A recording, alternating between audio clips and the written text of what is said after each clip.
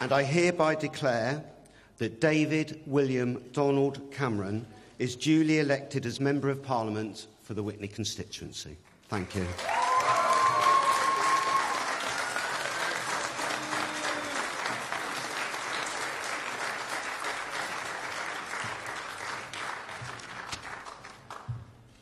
Well, can I first give my thanks to you, Keith, the returning officer, and to all the staff who've worked so hard here and around the country over this election night.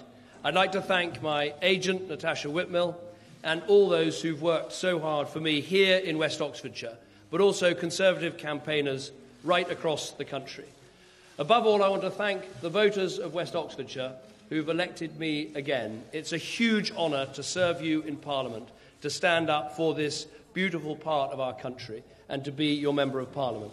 And I will do everything I can to go on working hard for you. Today is the 70th anniversary of the victory in Europe in 1945. And I think we should start by remembering those who gave such sacrifice and service to save our country, but also to save our democracy, which we've seen in action today. Some people say, in fact, I've often said, that there's only one opinion poll that counts, and that's the one on election day. And I'm not sure that's ever been truer than it is today and tonight.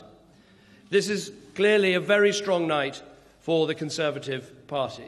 I think we've had a positive response to a positive campaign about safeguarding our economy, about creating jobs, about a record in government over the last 5 years, but above all, a plan for the next 5 years, based on clear values of wanting to reward work in our country, that those who put in and do their best should find the system is on their side. As I put it on the steps of Downing Street 5 years ago, those who can should, those who can't, we always help. We published a manifesto that was squarely for working people. That is what we put in our manifesto. That is what I hope we'll be able to implement in government. It is too early to say exactly what sort of result there will be at the end of this night and the end of this election campaign.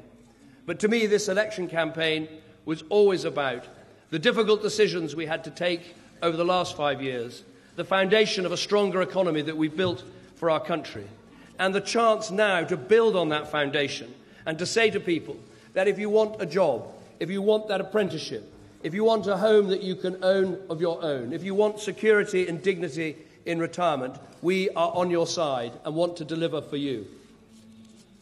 Also, we should never, in politics, duck the big issues, whether it's dealing with our deficit, whether it is holding that referendum which we were right to hold on the future of Scotland in our United Kingdom, or indeed in the future that referendum we must hold to decide Britain's future in Europe. My aim remains simple: to govern on the basis of governing for everyone in our United Kingdom. I want to make sure that our economic recovery reaches every part of our country. I want to make sure as our economy grows that the poorest in our country can benefit from that recovery and have the chance of work and a stronger future. I want to make sure there are good schools for all our children, no matter where they live or what their background. And above all, I want to bring our country together, our United Kingdom together, not least by implementing as fast as we can the devolution that we rightly promised and came together with other parties to agree, both for Wales and for Scotland. In short, I want my party, and I hope a government I would like to lead, to reclaim a mantle that we should never have lost, the mantle of one nation, one United Kingdom. That is how I will govern if I'm fortunate enough to form a government in the coming days. Let me finish where I began by thanking the voters of West Oxfordshire for putting your trust in me again. I will make sure I do not let you down. Thank you.